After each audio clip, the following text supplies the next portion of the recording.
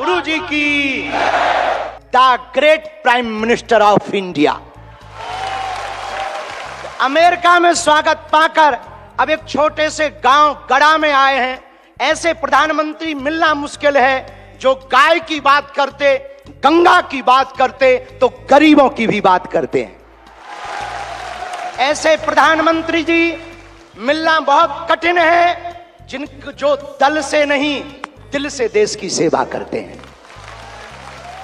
ऐसे प्रधानमंत्री जी हम सबको मिले हैं कि हम बहुत गर्व के साथ कह सकते हैं, दीदी मां भी विराजमान है, 500 साल की सनातनियों की लड़ाई को उन्होंने ऐसे जीत करके बता दिया।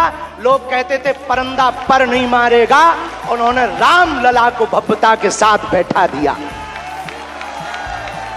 तो कुछ लोगों ने कहा कि भैया मंदिरों से क्या होगा, तो हमने जब अपना छोटा सा निमंत्रण माननीय प्रधानमंत्री जी को रखा कि हमारी सामर्थ्यता तो नहीं, गांव गड़ा है, छोटा सा स्थान है, बालाजी का स्थान है, हमारा निमंत्रण है, आपने बिना विलंब किए एक क्षण में कहा हम बनाते हैं और आते हैं।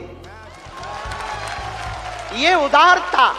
हमें ये कहते हुए बहुत से लोग आज के बाद बहुत सी तरह तरह की बातें करेंगे, हमें उससे कोई फर्क नहीं पड़ता है। इसलिए फर्क नहीं पड़ता है कि हमने ऐसे प्रधानमंत्री को पाया है जो सरहद पर खड़े जवानों की बात करता है तो खेत में खड़े किसानों की बात करते हैं।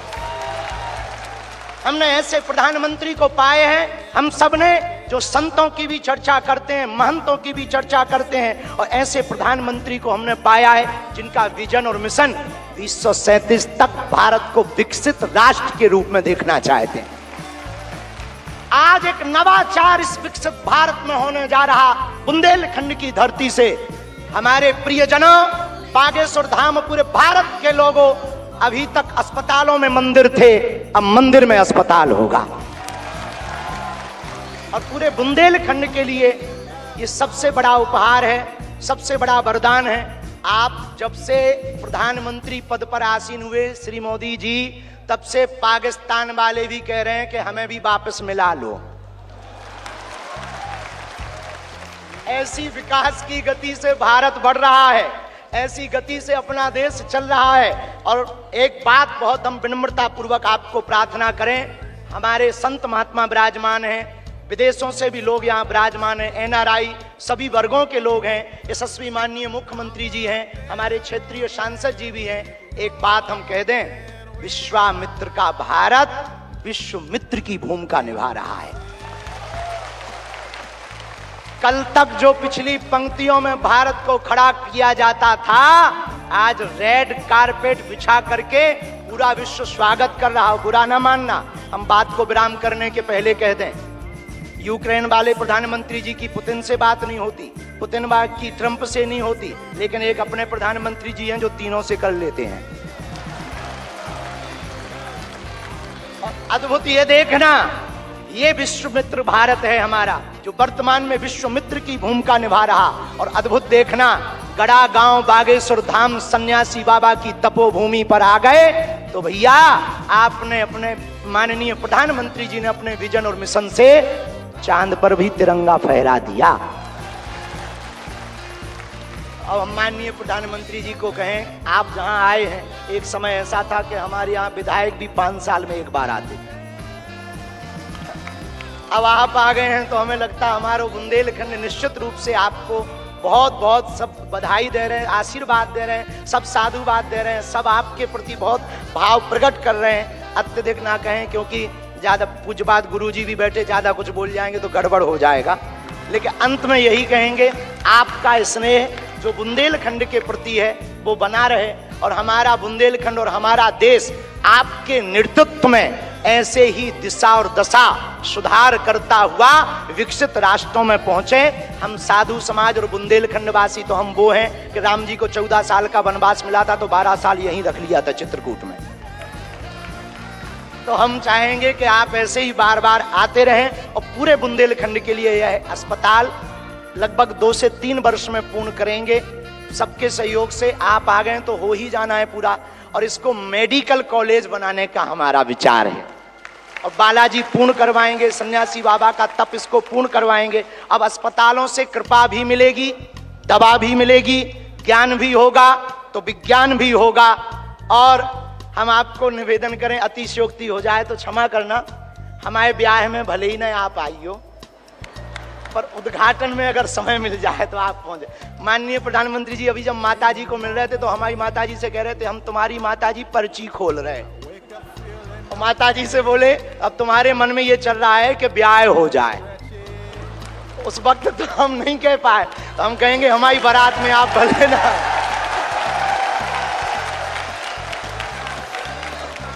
और हमने जब माताजी के प्रति आपका भाव देखा, सॉल लाए माताजी के लिए, और हमें मिला संदेशा के 5 मिनट हम माताजी को मिले। हम माताजी का जैसे ही भाव माताजी के प्रति देखा, हमने वहीं बैठे बैठे प्रण लिया कि माननीय प्रधानमंत्री जी की माताजी के नाम से इस अस्पताल में एक वार्ड बनाया जाएगा। हमारे मन में ये आया, और बस यही कहेंगे, हम तो कुछ जानते नहीं हैं, ज्यादा पढ़े लिखे भी नहीं, अंत में यही कहेंगे आप स्वस्थ रहें और आप ऐसे ही सत्ता में रहें ताकि भारत ऐसे ही विकास करता रहे। निश्चित रूप से मध्य प्रदेश के मुख्यमंत्री भी हर्षित होंगे। मैं आमंत्रित करता हूं मध्य प्रदेश के मुख्यमंत्री डॉक्टर मोहन यादव जी को कि वे भी इस अनुपम क्षण पर अपना उद्बोधन हम सभी को प्रदान करें। डॉक्टर मोहन यादव जी।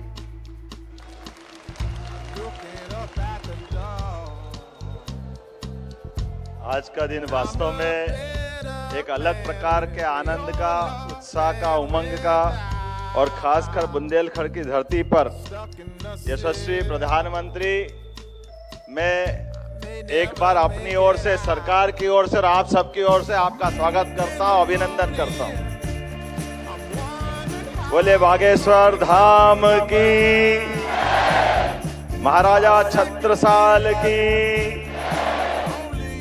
आज यहाँ यशस्वी प्रधानमंत्री का जब आगमन हुआ है, उसके साथ साथ सारा संत वृंद अपना आशीष देने के लिए, आज का दिन तो देवता भी आशीर्वाद दे रहे होंगे, इतना भव्य धाम अपना जगमगा रहा। इंद्र का इंद्रासन भी आज अलग प्रकार से कहीं न कहीं थोड़ी ईर्ष्या कर रहा होगा।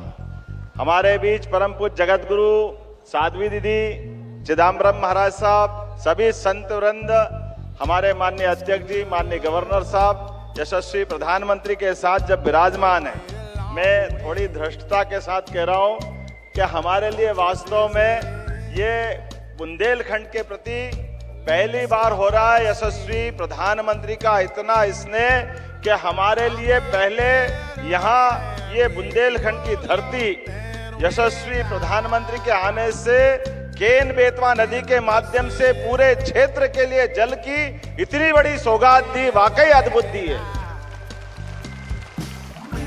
हमारा पूरा बुंदेलखंड उत्तर प्रदेश और मध्य प्रदेश का मिला करके स्वर्गीय भारत रत्न अटल बिहारी वाजपेयी की उस भावना को लेकर के, जो वास्तव में बुंदेलखंड लोग हमारे लिए बात अपने आन बान शान की हो तो प्राण की बाजी लगा करके वीरता का नया प्रतिमान बना सकते हैं। लेकिन जो प्रकृति की मार थी, जहां सूखा पड़ता था, वहां आपके आशीर्वाद से सुखी रहने का आशीर्वाद मिला है। ये आपकी कृपा है, आपकी मेहरबानी है। और उससे बड़ा, दो राज्यों के बीच, राजस्थान हो, मध्य प्रदेश हो, उत्तर प्रदेश हो, एकमात्र ये वाकई स्वर्णिम काल चल रहा माननीय प्रधानमंत्री जी, जिनके कारण, आपके कारण से सभी राज्यों के बीच ये अनावश्यक झगड़े और ये इनके बीच पानी के बंटवारों को लेकर पूरे दुनिया भर में भारत की खराब छवि बनती थी। लेकिन आपने ये परस्पर समन्वय पे आशीर्वाद देते हुए, और आशीर्वाद के लिए भी कितना बड़ा आशीर्वाद, केन बेतवा नदी का 1 लाख करोड़ का प्रोजेक्ट 90,000 करोड़ आप दे रहे हो, ये कितना बड़ा आशीर्वाद है। ये वाकई बहुत अद्भुत समय चल रहा है। 70,000 करोड़ का राजस्थान के साथ पार्वती कालीसिंध चंबल प्रोजेक्ट, लेकिन आपके आशीर्वाद से उसकी भी 90% राशि माननीय केंद्र सरकार के माध्यम से प्रधानमंत्री जी दे रहे हैं। ये वाकई अद्भुत समय चल रहा है। जो वसुदेव कुटुंबकम की बात हम सुनते थे, आपका मन कितना बड़ा है, कितना उदार है। कोविड के काल में आप देशवासियों की भी रक्षा करते और 40 से ज्यादा देशों में दवाई पहुंचा करके अपनी उस भावना का भी आप आशीर्वाद देते और हमारी सनातन संस्कृति की उस ध्वजा को दुनिया में पुनर्स्थापित करते। आज के इस अवसर पर मैं आपका और विनम्रता के साथ एक मेरे मन में भी और आप सबके मन में अलग से एहसास हुआ होगा। माननीय प्रधानमंत्री जी विकास के लिए हमको आशीर्वाद देने आए हैं, लेकिन विकास में मंदिरों का भी योगदान होना चाहिए, मंदिरों की भी अलग से दिशा होना चाहिए। ये दृष्टि देने का काम भी आप कर रहे हैं। यहाँ कैंसर रिसर्च सेंटर के स्थापना के साथ और महाराज जी तो अब और आगे बढ़ गए, मेडिकल कॉलेज का संकल्प ले रहे हैं। प्रधानमंत्री की मौजूदगी में ये बुंदेलखंड के अंदर सबसे बड़ी सौगात होगी। मैं पुनः आपका वंदन करता हूँ, अभिनंदन करता हूँ और धन्यवाद देता हूँ। हमारे लिए आज यही समय है। मैं मान के चलता हूँ, अयोध्या की बात आई, मैं बाबा महाकाल के महालोक का भी साक्षी था। माननीय प्रधानमंत्री जी के माध्यम से ये जो हमारे अपने धार्मिक आस्था के केंद्रों पर ये जो नवीन दृष्टि पड़ रही है कि हमारे आस्था के केंद्र भी जगमगाए, लेकिन जीवन उपयोगी उन सारी चीजों के प्रति भी ध्यान जाना चाहिए। ऐसे में हेल्थ डिपार्टमेंट को लेकर के हमारी सरकार ने भी पिछले दिनों आपके आशीर्वाद से सरकार बनने के बाद 3 मेडिकल कॉलेज का लोकार्पण किया है। 12 मेडिकल कॉलेज पीपीपी मॉडल पे आ रहे हैं, लेकिन सच में अपने मंदिरों में कैंसर हॉस्पिटल का आपने निर्माण कराने के लिए आशीर्वाद देने का जो हमको अवसर दिया, ये पूरे देश के लिए नई मिसाल बनेगा। नया एक प्रकार का आह्वान करते हुए कि आपका ये आशीर्वाद सदैव मिलता रहे। मैं मान के चलता हूँ मध्य प्रदेश की धरती पर कई कारण से आपका आगमन आज हमारे लिए बहुत उल्लेखनीय है। कल आप ग्लोबल इन्वेस्टर समिट के माध्यम से विश्व के सभी उद्योगपतियों के साथ मध्य प्रदेश को आशीर्वाद देने के लिए देश के अंदर भी देश के बाहर भी, और ये आपकी ही कुशल मार्गदर्शन है कि कहां 2014 में 11वें नंबर पर भारत का स्थान था, लेकिन समान रूप से सभी क्षेत्रों में काम करते हुए भारत अपने को 250 साल से ज्यादा गुलाम बनाने वाले इंग्लैंड को पीछे छोड़ करके 5वें स्थान पे लिया है। ये आपकी ही कृपा है, आपकी अपनी कुशल नेतृत्व क्षमता है। और निश्चित रूप से आपके नेतृत्व में अब जर्मनी और जापान भी ज्यादा देर नहीं लगेगी। आप सभी क्षेत्रों में जिस प्रकार से आशीर्वाद दे रहे हैं, मैं आपका पुनः वंदन करता हूं, अभिनंदन करता हूं और उम्मीद करता हूं कि आपका आशीर्वाद इसी प्रकार से मध्य प्रदेश को मिलता रहेगा। एक बार फिर मैं बागेश्वर धाम के महाराज जी को भी बधाई देता हूं, जिन्होंने मंदिर का काम आधा छोड़ करके पहले कैंसर हॉस्पिटल का काम हाथ में लिया है। मैं आपको भी बधाई देता हूं महाराज जी। आज का यही समय है जिसको माननीय प्रधानमंत्री जी के शब्दों में यही समय है, सही समय है। इससे अच्छा क्या समय हो सकता है।